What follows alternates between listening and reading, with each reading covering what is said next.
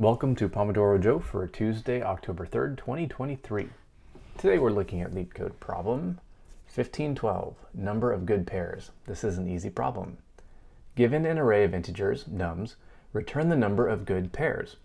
A pair, ij, is called good if nums index I is equal to nums index j and I is less than j.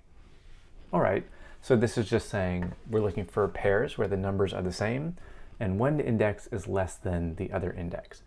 Well, that's pretty much always going to be the case, so it's not too much of a constraint. All right, so here's an example. 1, 2, 3, 1, 1, 3. How many good pairs are there? Well, this one can map to this one or this one, so that's 1, 2. But then this one can also map to this one, so that's 3. So our 3 ones can produce 3 good pairs. And then this 3 can map to this 3, and that's a fourth good pair. So the answer is 4. All right, now we have nums 1, 1, 1, 1. All right, so this is interesting. So this first one, can map to these 3 ones. So if we have 4 ones, this first one can map to n minus 1 of the ones. So this one can map to 3 of the ones. And this one can map to 2. And this one can map to 1. So that's 3 plus 2 plus 1, and that's 6. Okay, so we'll put 25 minutes on the Pomodoro timer and we will get started. So let's start with some result. We'll set it equal to 0 and we'll return our result at the end. I think for this one, I'll just use a dictionary. So a dictionary is a key value store. So the key in this case will be the number. So I'll just go through every number. And anytime I find a new number, that's going to be the key in my dictionary. And the value will be, I guess, the index where we find, or the indices where we find that number. So in this case, we would have a dictionary where index 1 would be one of our keys. And it would map to 0, let's see, 1, 2, 3, and 4. 2 would map to index 1. And 3 would map to index 2 and 5. Okay, so let's create our default dictionary here. So I'll call this, what will I call this? Number to index map. So this will map the number to all the indices where we find that number. And this will be a default dictionary of type list, because it will have a list of all the different indices where we find this number. Now for every number in our nums, let's see, let me get some space in here. For every number in the nums, our num to index map for this number, we will append the index. Now let's see, I don't have the index, so I'll have to enumerate these nums. So for every index and number in enumerated nums, or enumerate. So enumerate will just go through all the numbers and return the index and the value at that index. So for every index and number, we'll just append this index to the mapping that is mapped by this number.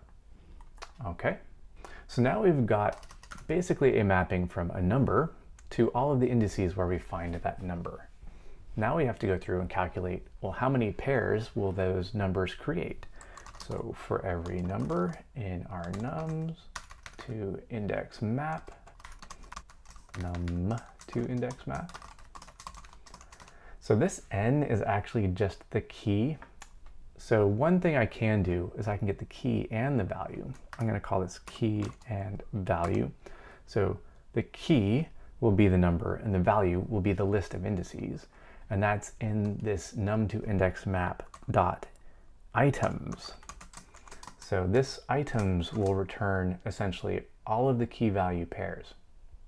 So at this point, we could go through and map all of these pairs together, but I don't really need to create these pairs. I just need to know how many of these numbers there are. So for example, with this one, I know there are 3 ones. So that's all I really need to know. I don't actually have to map this one to this one and this one to this one and then this one to this one. I just need to know I can map the first num, the first one, to all of the remaining ones. So if I have 3 ones, that's going to map 1 of the nums to the remaining 2.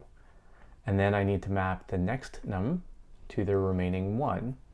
So that's going to give me 3 total mappings. Let's see if I can explain this better. All right, let's say we have something like this. 1, 1, let me do this way. Let's say we have something like 8, 8, 8, 8, 8. So one pair, or one mapping of pairs, I can map this first 8 to the remaining 4 8s. So that's going to give me 4 pairs because I mapped the first one to the remaining n minus 1 of the 8s, because there are 5 8s to begin with. So I can map the first 8 to the 4 remaining 8s. And then I can map the second 8 to the 3 remaining 8s. So that gives me 4 plus 3 total pairs.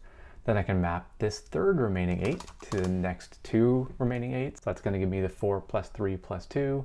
And then I can map this last 8 to the last remaining 8. So as long as we know how many numbers there are, we can go through and just add up how many pairs there would be. So let's get a count of our numbers, and that's just the length of this value. We don't even need the key. The length of the list of indices is the value here. And now we can go through and add up all of the pairs that we can make. So for every, I'll call it pair in range, let's see, what's our range? Well, we know with our first number, we go to the n minus 1 numbers. So if we had 5, we'd want to add 4. If we had 4, then we'll add 3. If we have 3, we'll add 2. So we want to go through our count minus 1, but this range already excludes the last number, so we really only have to go through our count. And then we'll just add that count to our result, or this pair to our result. So result plus equal this number of pairs. All right, and this should do it. So let's take a quick look here. So we start with the result, then we're going to go through and map all of our numbers to the indices where we'll find that number. So we'll just go through all the numbers. Anytime we find a number, we'll just put the index where we found that number into our mapping. Then we'll go through and for every key value pair, which is the number mapped to the list of the indices, we'll grab the length of that list. So how many of this number did we find? And that's our count. So then we just go through every pairing that we can in this count. So if there are 10 of this number, we can map the first one to the remaining 9. That's going to be our count. And then we'll map the second one to the remaining 8. And then we'll map the third one to the remaining 7. Okay, so on and so forth. All right, let's run this, see how we do. Seems to work. Let's see if we can pass all the tests. And we pass.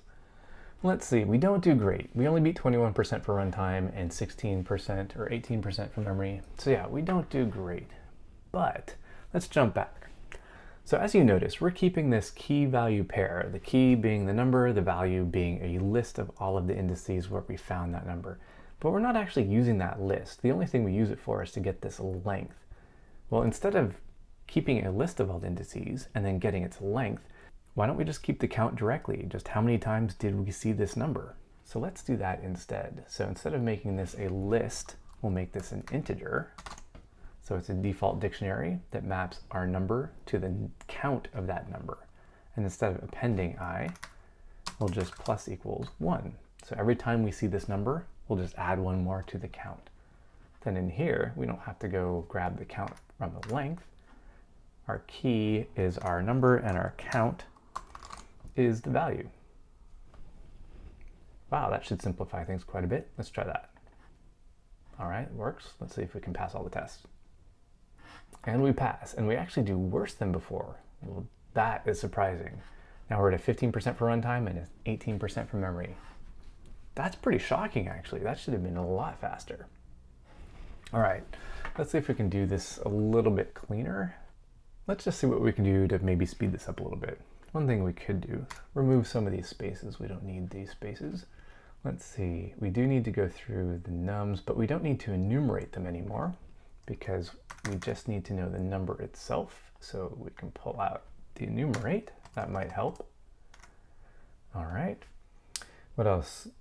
We're getting the key and the count by getting the items. We could just get the key and then get the count from the key. I don't know if that's any faster, but let's give it a shot. So now we'll go for every key in our nums map here. And we can get our count by getting our num to index map for this key. Then we'll calculate our result. All right, let's try this. Oh, that's a lot better. Wow. By eliminating our enumerate and our items, we are now at a 95% for runtime and an 82% for memory. So that is a huge gain. Wow. That's pretty unexpected. Like, I thought there'd be some gain. I didn't think it would be that good. All right, well, I'm pretty satisfied with that. Let's jump in here and take a look at what other people are doing. Let's see.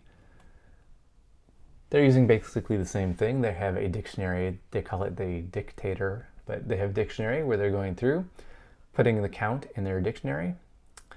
They actually do this a little bit differently. They're not using a default dictionary, so that might save them a little bit. And they're just checking if they don't have this number yet, then they set its value to 0. Then they'll go and add 1 every time. And they're actually calculating their answer as they go. So that's kind of interesting too. So instead of having a second loop that goes through and calculates the number of pairs based on the count, they're actually adding the count directly as they go. That's pretty smart. That's going to save them some time. Let's see what else we got here. Oh, this is interesting. So they're using a count. So this is a Python function. So they're actually doing this directly. That's kind of nice. What else do we have? Let's see. I'm surprised this one's faster than ours because it's got embedded for loops. Wow. Oh, no, it's not. This is just a comment. They tricked me. So this one's also using the count. All right, let's see, what else do we have? Seems like a lot of people use this count function. All right, well, I think that's it for me. I think you can go through these on your own. This is a fun one. It's pretty quick to do. I think you can definitely tackle this one on your own. If you get stuck, you can always come back and watch this video again. All right, well, I hope you enjoyed this. I hope you had fun. I hope you learned something. I hope you can go out and write better code.